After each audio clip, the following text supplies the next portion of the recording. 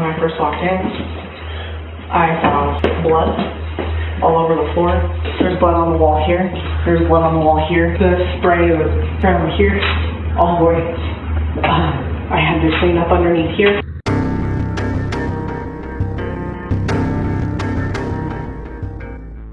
Nous sommes le 22 novembre 2018 à Woodland Park, une petite ville de 8000 habitants, nichée au cœur du Colorado, qui tient son nom du fait des bois épais environnants.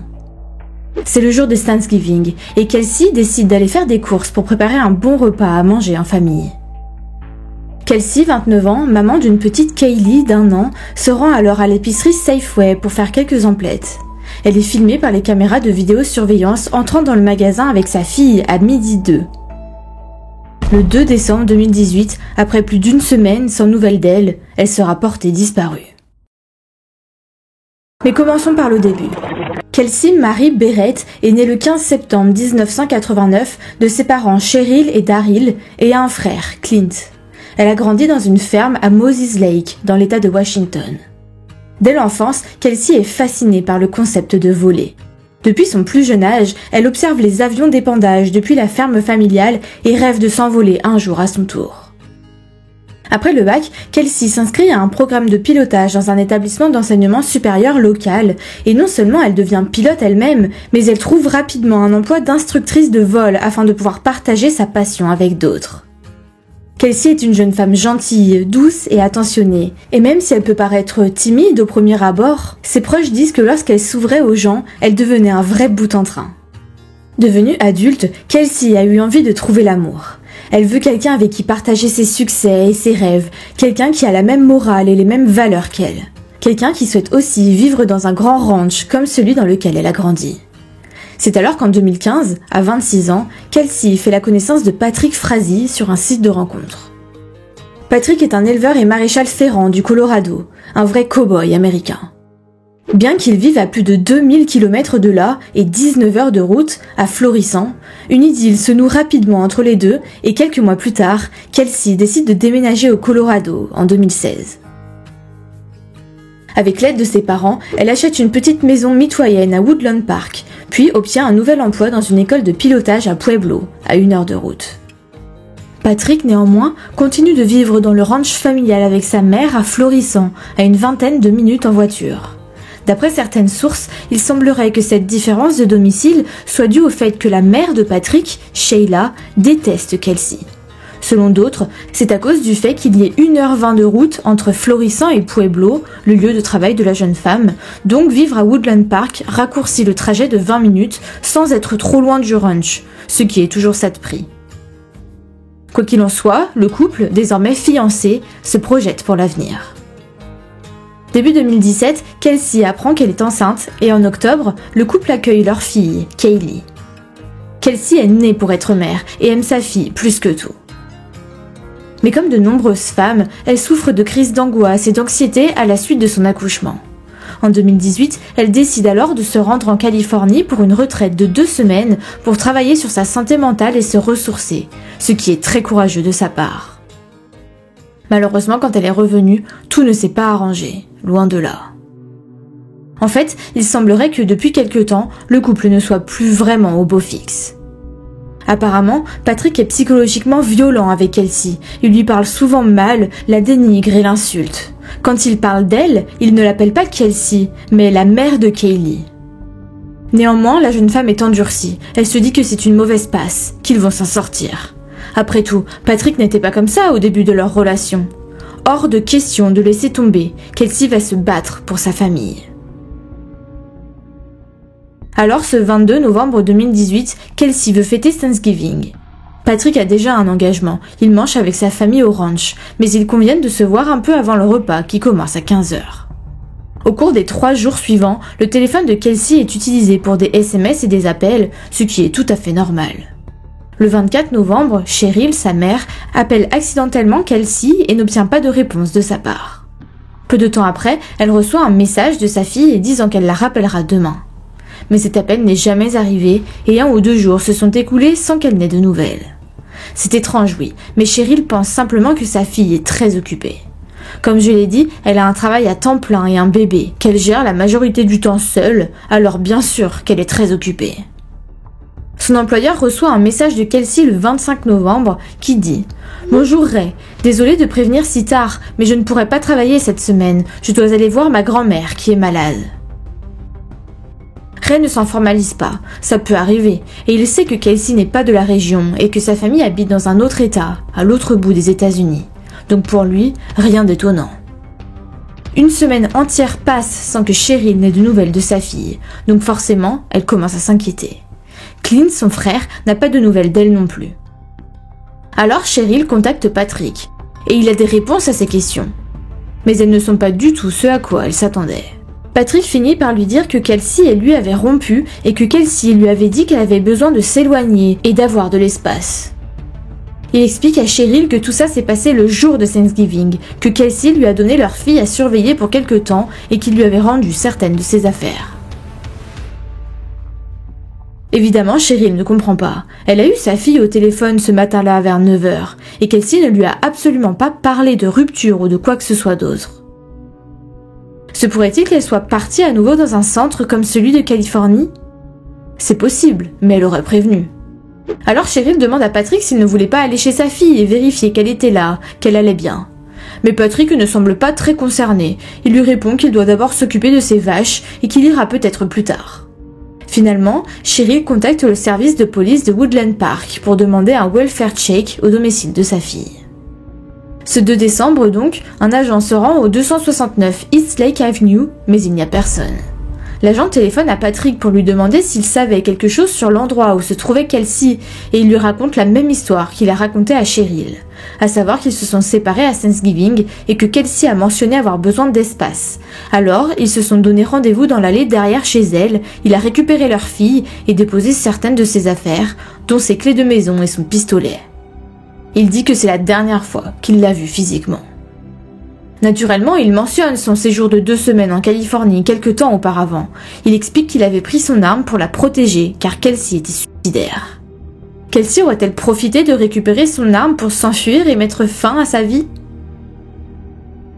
Ce qui est curieux avec cette théorie, c'est que même si Kelsey est introuvable, ses 2 voitures sont toujours garées devant sa maison. Mais d'un autre côté, ses clés ont disparu, ainsi que son permis de conduire, son sac à main et son téléphone. Le lendemain, 3 décembre, les enquêteurs réussissent à extraire les données du téléphone de Kelsey et ce qu'ils découvrent est très déroutant. Selon les relevés téléphoniques, le téléphone de Kelsey a sonné pour la dernière fois le 25 novembre vers 17h à Gooding, dans l'Idaho, à 1300 km, soit environ 12 heures de route. Kelsey n'a ni amis ni famille là-bas, alors cet indice pourrait bien aller dans le sens de la théorie de la fugue. Mais fait très étrange, le téléphone de Kelsey était là 1 seconde, puis la seconde suivante, il avait complètement disparu de la surface de la Terre. Donc le lendemain, le 4 décembre, le Colorado Bureau of Investigation, CBI, et le FBI sont appelés à l'aide. Déjà, ils se sont assurés que la fille de Kelsey, Kaylee, était en sécurité. Deuxièmement, ils récupèrent le téléphone de Patrick. En fait, les agents ont parlé à Patrick dans un restaurant de Colorado Springs où il mangeait avec son frère, et chose intéressante, il leur a simplement donné son portable, même s'il n'avait pas encore de mandat. Ce même jour, la mère et le frère de Kelsey ont pris l'avion et sont arrivés au Colorado pour aider aux recherches de la jeune femme. Ils s'installent chez elle et très vite, Cheryl a l'impression que quelque chose cloche dans la maison de sa fille. Elle remarque des petites choses que seul un membre de la famille aurait remarquées. Par exemple, que la poubelle de Kelsey était à un endroit différent de celui où elle la gardait habituellement et qu'il manque le tapis de la salle de bain. Mais bon, rien de vraiment alarmant en soi, juste un pressentiment. Le 6 décembre, par contre, il remarque quelque chose de bien plus grave. Clint alerte les enquêteurs de la présence d'une substance inconnue sur la base des toilettes. L'équipe d'analyse du CBI se rend alors sur place et découvre que la substance inconnue contenait des traces de sang d'après les tests effectués avec le réactif Blue Star. Ce réactif est appliqué au reste de la salle de bain et donne également des résultats positifs quant à la présence de sang sur la baignoire, le porte-serviette, la poignée de porte et le plafond, entre autres. Vous vous en doutez, le profil ADN correspond à celui de Kelsey. En outre, un profil masculin inconnu et un profil féminin inconnu sont également retrouvés dans la salle de bain. Mais d'après les rapports du laboratoire, il est peu probable que le profil de l'homme soit celui de Patrick. Lorsqu'ils examinent le reste de la maison, ils réalisent que de sérieux efforts ont été faits pour essayer de nettoyer cet endroit. Et maintenant qu'ils regardent vraiment, ils s'aperçoivent qu'il y a des traces de chiffon sur la télévision et le canapé qui indiquent que quelqu'un a récemment essayé de nettoyer ces surfaces. Et toutes ces découvertes font passer cette enquête d'une personne disparue à une enquête pour homicide. De leur côté, d'autres enquêteurs fouillent le téléphone de Patrick. Ce dernier leur a dit qu'il avait été en communication avec Kelsey jusqu'au 25 novembre, 3 jours après Thanksgiving, et d'après ses relevés téléphoniques, c'est techniquement correct. Les historiques d'appels et de SMS montrent que leurs téléphones ont communiqué entre eux plusieurs fois entre le 22 et le 25 novembre. Y compris un dernier message envoyé depuis le téléphone de Kelsey qui disait « Est-ce que tu m'aimes au moins ?»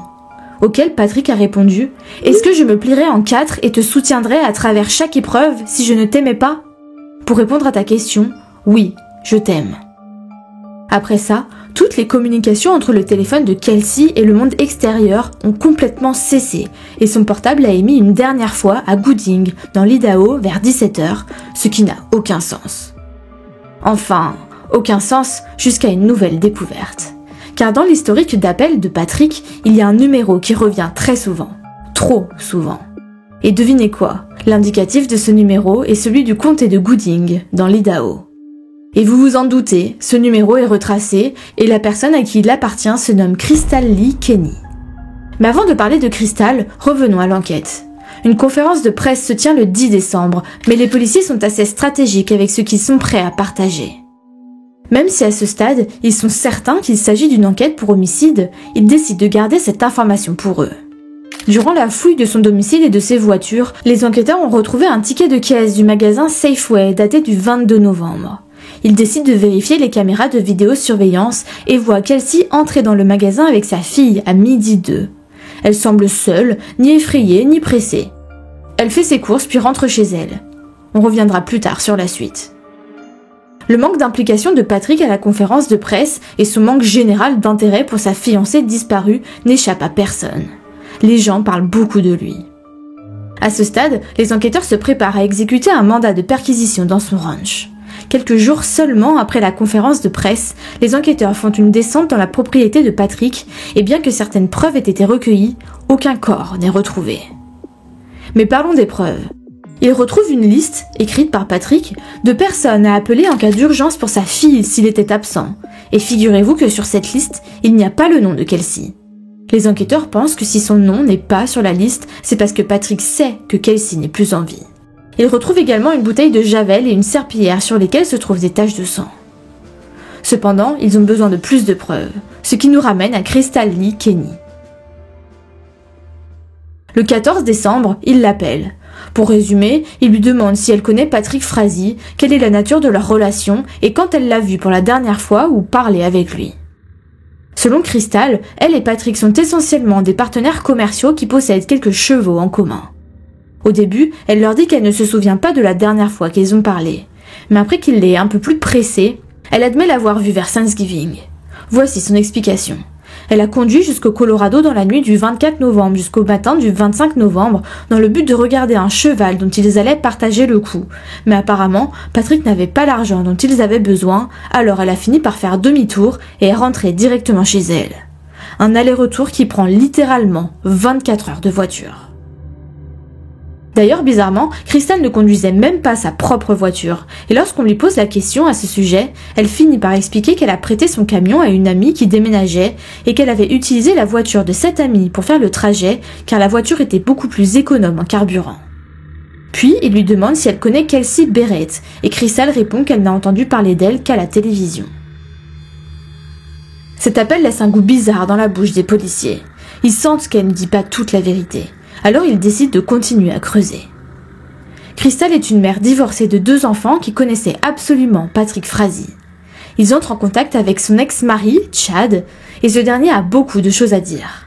En fait, Crystal et Patrick se connaissent depuis 2006 et sont sortis ensemble par intermittence pendant plusieurs années. Apparemment, Patrick était même son premier amour. Mais le pire, c'est que leur relation ne s'est pas terminée lorsque Crystal s'est mariée avec Chad. Ce dernier leur apprend qu'en 2016, donc l'année où Kelsey rencontre Patrick, Crystal et lui ont commencé une liaison qui, à sa connaissance, s'est poursuivie jusqu'en 2017. Puis Chad explique que Crystal lui a menti sur l'endroit où elle se trouvait les 24 et 25 novembre, car elle lui a dit qu'elle était avec des amis dans l'Idaho. Chad dit qu'elle n'a admis qu'elle était dans le Colorado qu'après que le FBI l'ait appelée. Et d'après lui, après cet appel, elle aurait commencé à agir de façon super paranoïaque. Enfin, il raconte que le 4 décembre, Crystal lui a demandé s'il pouvait l'emmener acheter un nouveau téléphone parce qu'elle ne retrouvait pas le sien, mystérieusement. Et si vous vous souvenez bien, le 4 décembre, c'est le jour où Patrick a remis son téléphone aux forces de l'ordre. Drôle de coïncidence. Les enquêteurs veulent naturellement interroger Crystal à nouveau, alors ils prennent l'avion pour Twin Falls, Idaho, mais une fois sur place, avant qu'ils ne puissent faire ou dire quoi que ce soit, Crystal a décidé qu'elle ne dirait rien sans un avocat. Ils ont quand même pu prélever son ADN et décident d'aller discuter avec 2 de ses amis les plus proches, qui disposent d'informations très utiles, en particulier son amie Michelle. Elle raconte que le 22 octobre 2018, Crystal l'a appelé pour lui dire que Patrick lui a demandé de tuer, je cite, la mère de son bébé. Je répète, Patrick a demandé à sa maîtresse d'assassiner la mère de sa fille. Apparemment, Patrick aurait dit à Crystal que Kelsey maltraitait leur fille et que quelqu'un devait faire quelque chose à ce sujet. Ce qui est totalement faux, car Kelsey était une mère exemplaire.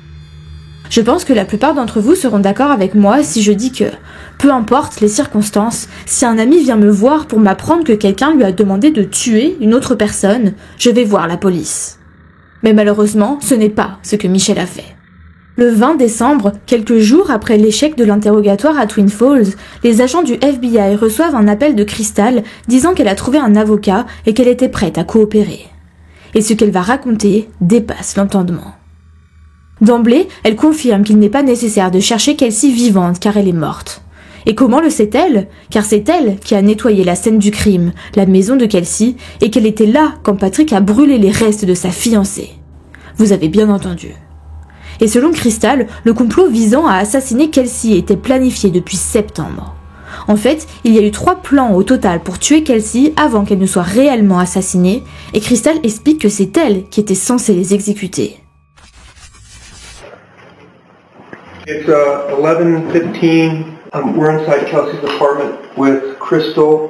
Her attorney's with us. When you came in, what did you see? When I first walked in, I found blood all over the floor.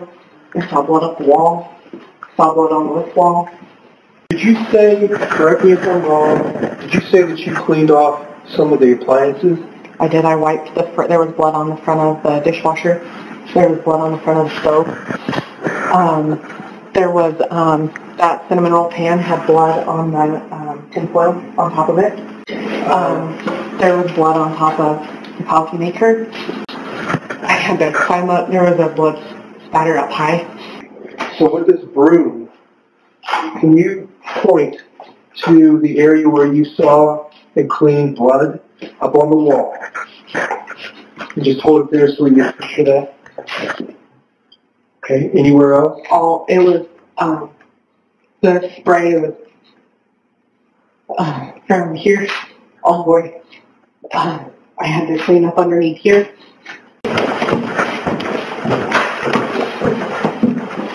There were just bloody footprints all up the stairs. I moved the couch. I wiped the couch off. There was blood behind the couch down the wall. Yeah, I put laundry detergent in the washing machine and towels in there. I had been instructed to try to wash things, and I didn't do that. Le premier plan pour tuer Kelsey consistait à l'empoisonner avec du Valium et de l'Ambien, 2 sédatifs auxquels ils avaient accès car Crystal est infirmière. Pour ce faire, elle devait empoisonner le café préféré de Kelsey, un caramel macchiato de chez Starbucks, puis la convaincre d'une manière ou d'une autre de boire le café, malgré le fait qu'elle ne se soit jamais rencontrée auparavant. Crystal est même allée jusqu'à frapper à la porte de Kelsey avec le caramel macchiato dans les mains.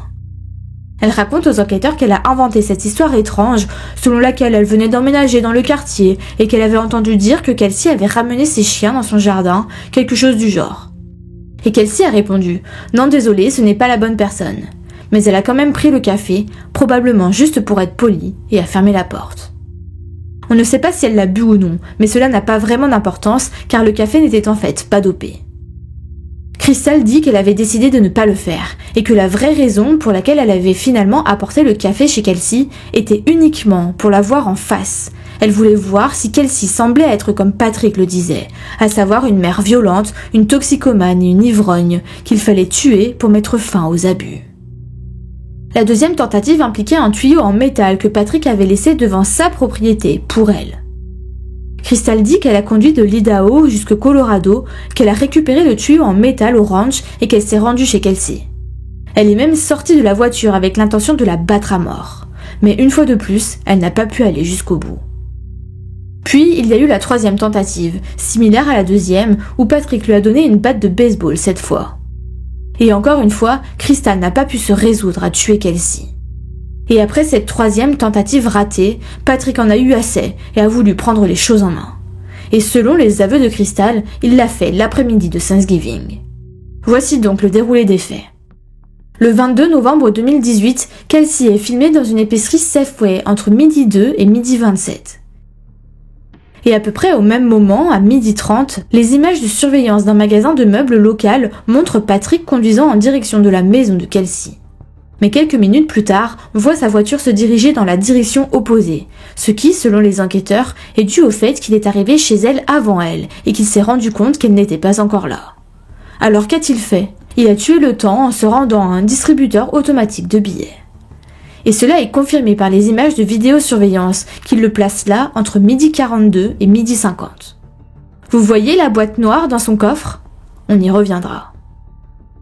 À 12h52, les caméras de sécurité montrent qu'il rentre chez Walmart où il retrouve certainement Kelsey dans le magasin car à 13h06, on le voit dans l'allée du lait maternisé avec sa fille dans le caddie d'à côté.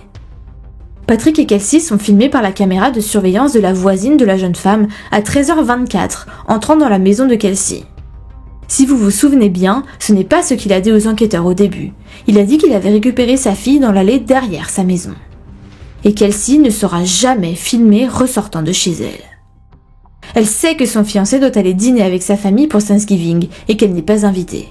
Alors elle est heureuse de le voir et de partager un petit moment avec lui avant qu'il ne s'en aille. Par conséquent, Kelsey n'a pas essayé d'arrêter Patrick lorsqu'il lui a dit de s'asseoir et qu'il a enroulé un pull autour de son visage pour lui bander les yeux. « C'est un jeu, a-t-il dit. Je vais allumer quelques-unes de tes bougies préférées et tu devras deviner le parfum de chacune d'entre elles. » Alors Kelsey s'exécute. Kaylee, sa fille âgée d'1 an, joue tranquillement dans son parc dans la pièce voisine. « Allons-y, amusons-nous un peu, pense Kelsey. » Elle ne peut pas le voir, mais elle entend sa voix qui s'amenuise à mesure que Patrick s'éloigne.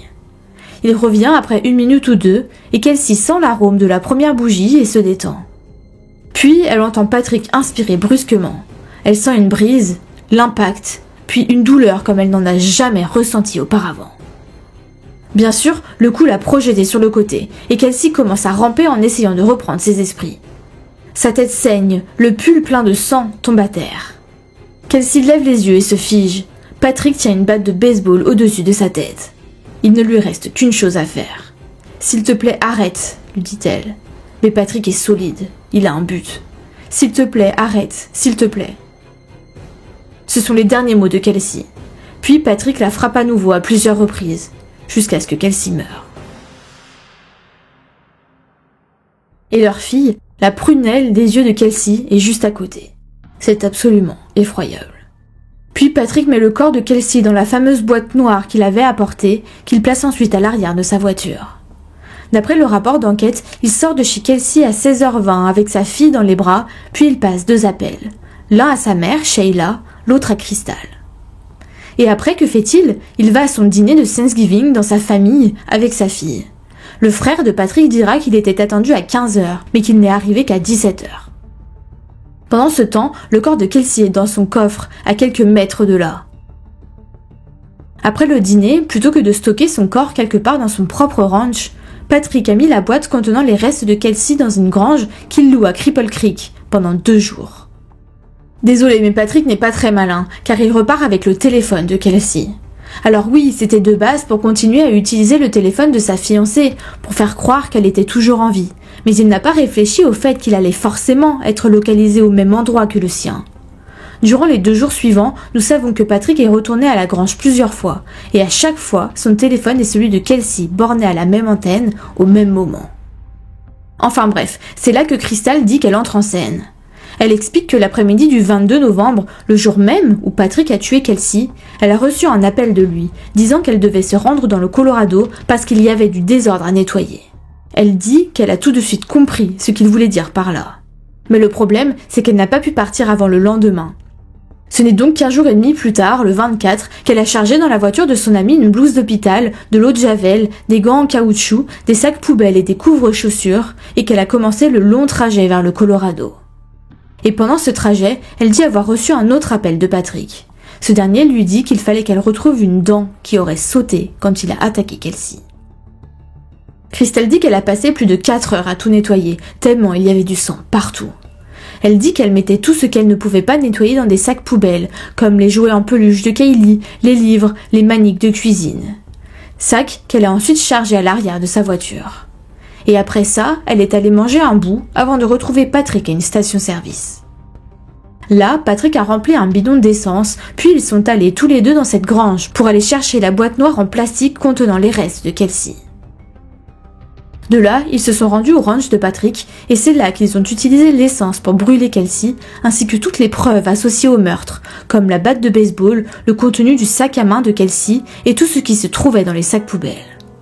Et c'est pourquoi, à ce jour, les restes de Kelsey n'ont jamais été retrouvés. Il n'y a aucun reste à retrouver. Le corps de Kelsey a été réduit en cendres. Tout ce que les enquêteurs ont pu récupérer, c'est un bout de dent très abîmé. Puis, Crystal est repartie en Idaho avec le téléphone et le sac à main de Kelsey, dont elle s'est débarrassée une fois arrivée là-bas. Elle explique que Patrick voulait carrément qu'elle emmène le corps avec elle, mais qu'elle a refusé et que c'est pourquoi ils l'ont brûlé chez lui. Right there? Right where?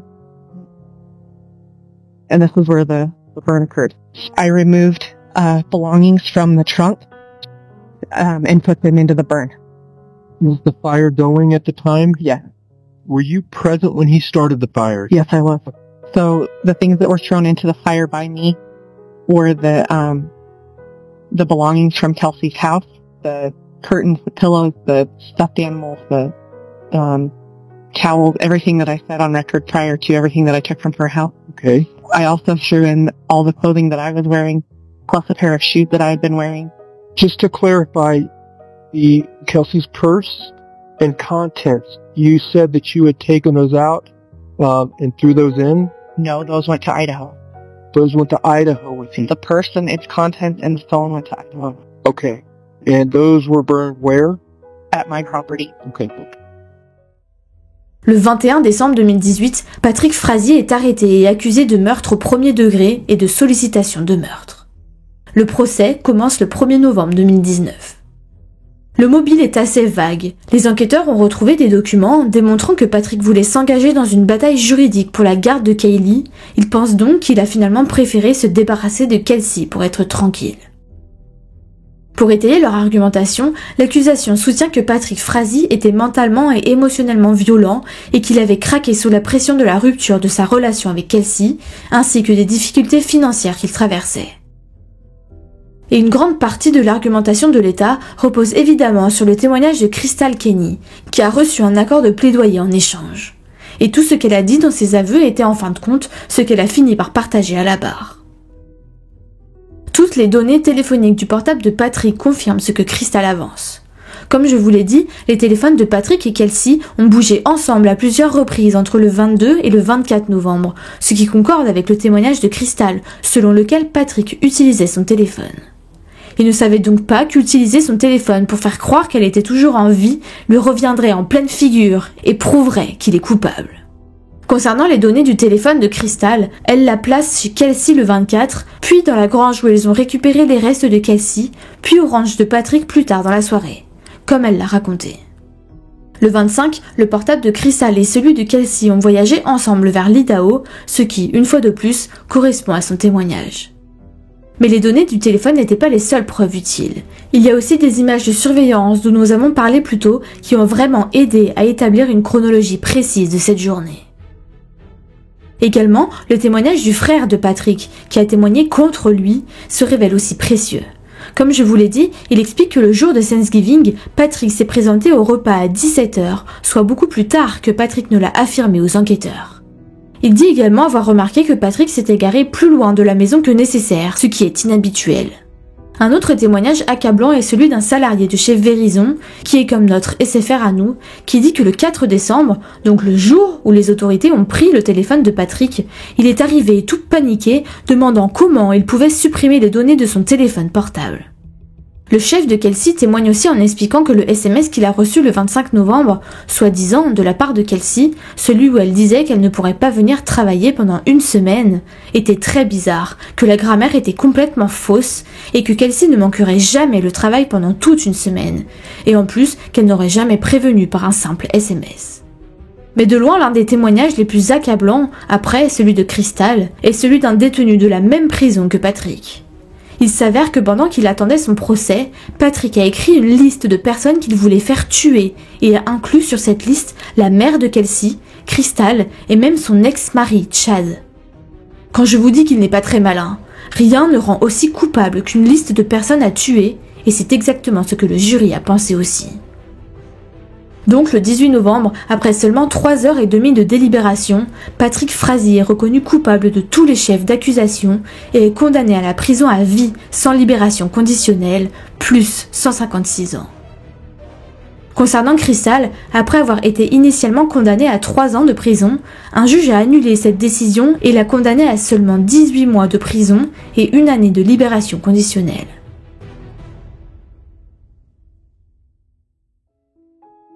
La famille de Kelsey est bien évidemment dévastée.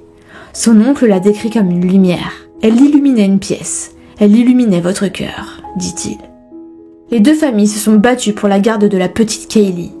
Mais elle grandira et sera choyée dans l'état du Washington avec sa famille maternelle et c'est le mieux qu'on puisse lui souhaiter. Juste après le procès, Cheryl a mentionné qu'elle essayait d'adopter officiellement sa petite fille et j'espère que ça s'est fait. Et c'était la terrible histoire de Kelsey Barrett. Si cet épisode vous a plu, abonnez-vous!